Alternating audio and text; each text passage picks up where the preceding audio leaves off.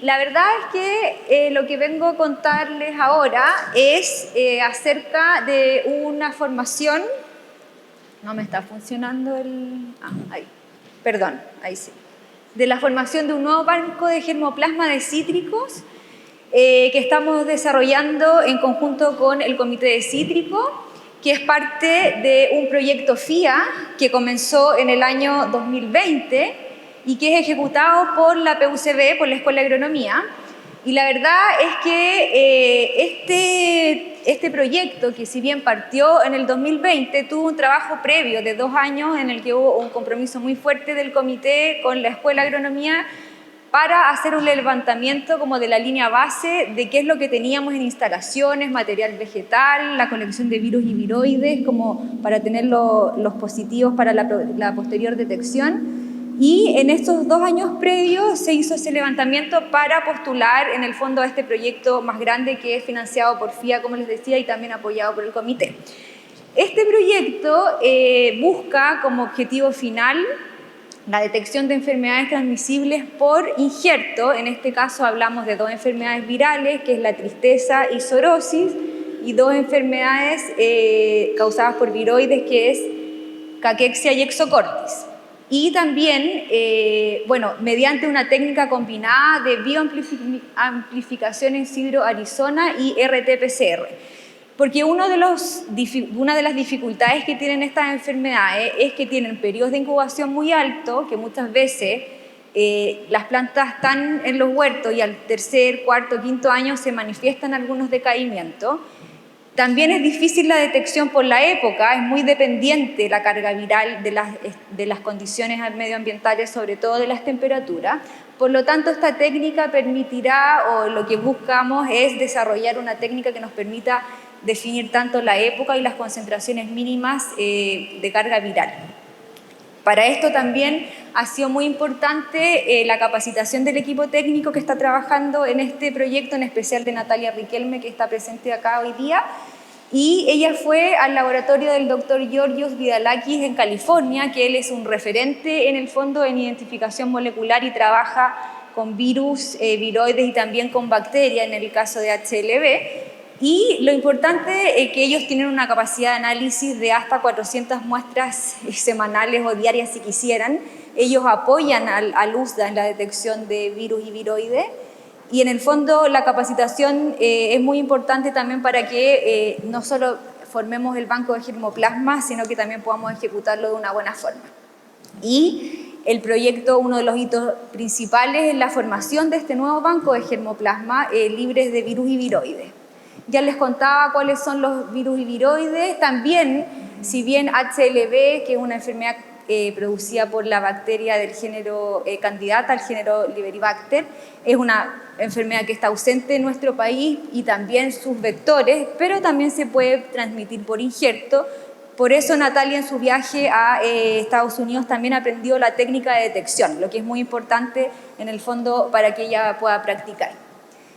Bueno, HLV es una enfermedad que está presente, como todos saben, en muchos países.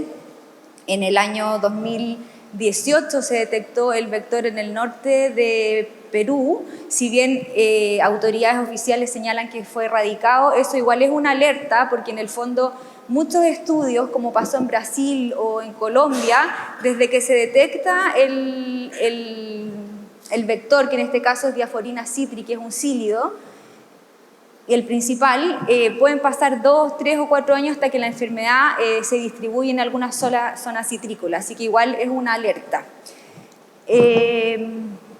Bueno, ¿qué otras importancias tiene en el banco de germoplasma? Esta formación no solamente es tener herramientas para la detección, sino que también tener una base para producir material sano.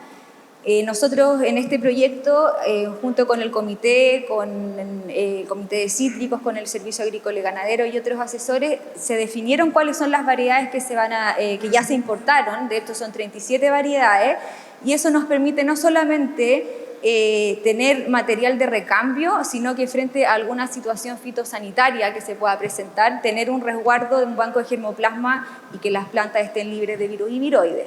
Entonces, desde ese punto de vista, es una mirada a la protección de la citricultura nacional. Y lo bueno sí es que la PUCB ya tenía un poco de experiencia en la formación y la mantención de bancos de germoplasma y plantas certificadas, porque en el año 1991, quizás como algunos recordarán, en la Escuela de Agronomía hubo un sector donde se certificaban plantas y esas mismas infraestructuras sirvieron de base para levantar este proyecto más grande.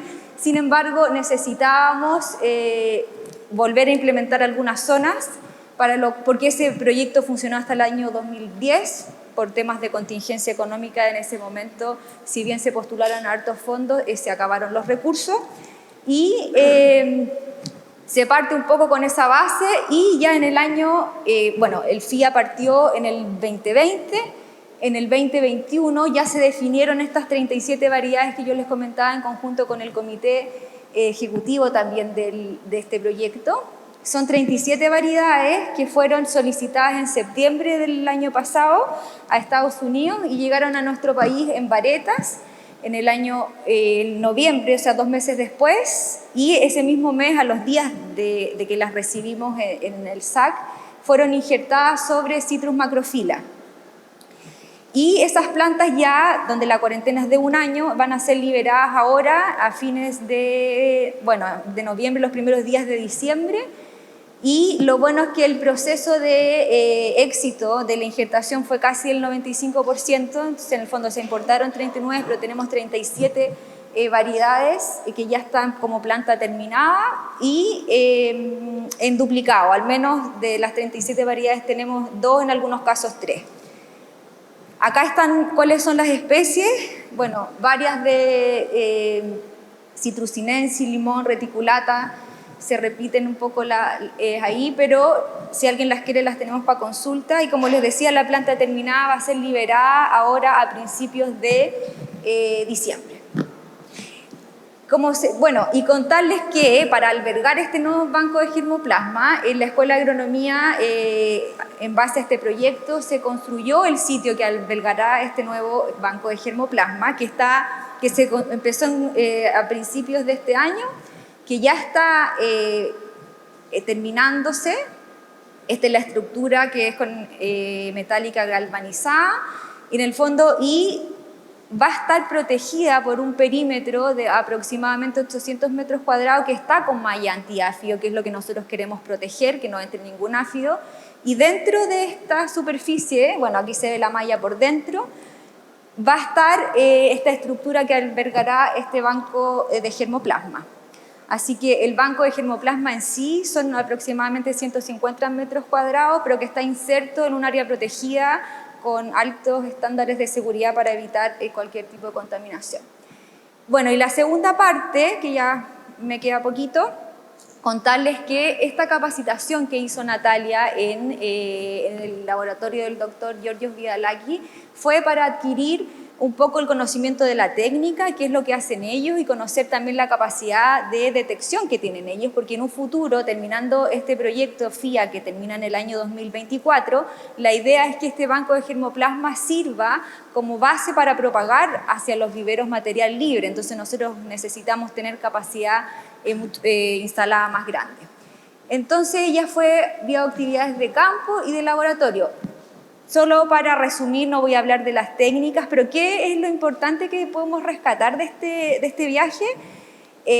Por ejemplo, como les comentaba, en el laboratorio del doctor Georgios Vidalaki ellos hacen las muestras que quieren, o sea, tienen una capacidad instalada muy alta y son los referentes en análisis molecular y también HLV y fueron muy generosos en compartir también la metodología de detección de HLV. También fue al laboratorio Delfino, y lo importante que rescatamos acá es que ellos, además de detectar virus y viroides a nivel molecular, también tienen un proceso que es la limpieza de material vegetal. A ellos como servicio, muchos productores le dicen, o viveros, y yo tengo este material que es de interés para mi citricultura y necesito sanearlo porque tiene tal virus o tal viroide o una bacteria. Y en el fondo lo importante es que ellos lo hacen con un sistema de limpieza a través de meristema, con un procedimiento muy, muy detallado, pero el porcentaje de éxito de limpieza es del 10%, y cada muestra tiene un costo aproximadamente de $10.000. Entonces, proteger un poco este banco de germoplasma es importante para evitar probablemente muchos costos posteriores a la industria. Y lo otro importante, que también para mostrarles un poco los síntomas, ella también se capacitó en la detección de síntomas que son bastante específicos y también dependiendo un poco la combinación. Pero en Lima Mexicana uno puede ver el aclaramiento, bueno, con la luz no se ve, pero se pone un aclaramiento de venas intermitente.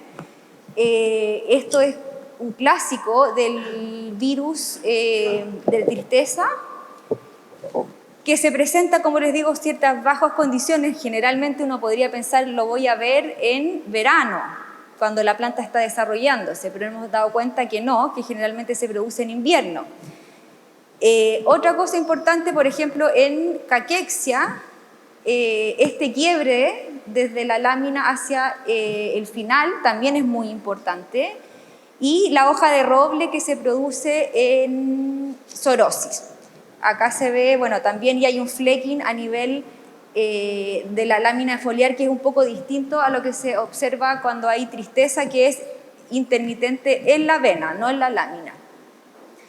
Y también importante que ella pudo visitar síntomas que se presentan a veces en invernadero y también en el plantel que tiene de plantas infectadas, en el fondo el USDA, donde se presentan algunos síntomas que son difíciles de ver en algunos casos porque se demoran muchos años en desarrollar. Por ejemplo, en este último tronco vemos esta sorosis, que en el fondo es, el nombre sorosis es como similar a la enfermedad que se produce en los humanos como psoriasis, que son estas manchas y a veces descamaciones, y que muchas veces se presentan 10, 12 años después y al aire libre. Entonces, son enfermedades que tienen muchas dificultades algunas veces para la detección, y por eso toman tanta relevancia que podamos nosotros de alguna manera colaborar en esta detección.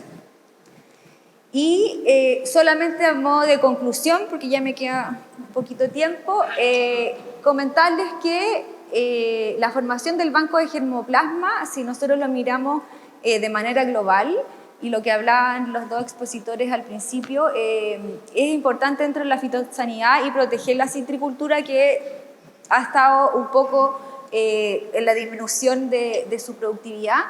La detección es, lo que hizo Natalia en Estados Unidos es importante también, que nos va a permitir saber los momentos claves para la detección, pero también hay un tema de integración con centros en el extranjero, o sea, la colaboración con el laboratorio del Dr. Giorgio es muy importante para proyectos futuros, que nos consideren también en el país en algunos proyectos que ellas quieran hacer, ya sea análisis de genoma o otro tipo de actividades, y también que nosotros podamos seguir aprendiendo un poco más de ellos, que llevan un paso adelante en esto. Y finalmente agradecer, porque este proyecto, como les comentaba, hay muchos actores involucrados, es financiado por FIA, apoyado por el Comité de Cítrico, dirigido por la doctora Jimena Besoaín, que es coordinadora del proyecto, y como coordinadora alterna es Montserrat Valenzuela del Comité de Cítrico, y cuenta con un comité ejecutivo a quienes ya ustedes mucho conocen, y también queremos agradecer a representantes del vivero Margarita Torres, que nos ha ayudado bastante con la importación de estas variedades, y a representantes del Servicio Agrícola y Ganadero, que también han hecho posible llevar a cabo la implementación de este banco de germoplasma. Y por supuesto al Ministerio de Agricultura, y reiteramos los agradecimientos a FIA. Muchas gracias. Muchas gracias, Alejandra. Unas consultas, preguntas. En la experiencia del laboratorio de la universidad y en el desarrollo de este proyecto, ¿cuáles serían, bajo tu punto de vista, los virus o los viroides que están apareciendo en los muestreos con mayor predominancia en los huertos de cítrico, y en qué zona geográfica? Sí, mira, bueno, en cuanto a cuáles son los más importantes, nosotros en esta primera etapa del proyecto nos vamos a enfocar en virus de la tristeza, que sin duda es el más importante, con foco en el norte, donde más muestras positivas nos llegan. Segundo, sorosis. y caquexia como viroide. Exocortis, si bien en un inicio lo teníamos contemplado, lo vamos a dejar para este tercer año y vamos a traer un alumno de doctorado que se especialice en la detección de exocortis, porque de hecho, como reglamentación del SAC para planta corriente, ahora se están pidiendo los 3 primeros que les mencioné. Este último no, porque la detección ha sido muy baja, la prevalencia es bajísima, entonces deja de ser no deja de ser importante, pero cambia de prioridad en el fondo para el próximo año. Pero yo diría que es virus de la tristeza, zoonosis y, siempre me confundo, caquexia. Sí. Muchas gracias, Alejandra. Un aplauso para Alejandra. Gracias a ustedes.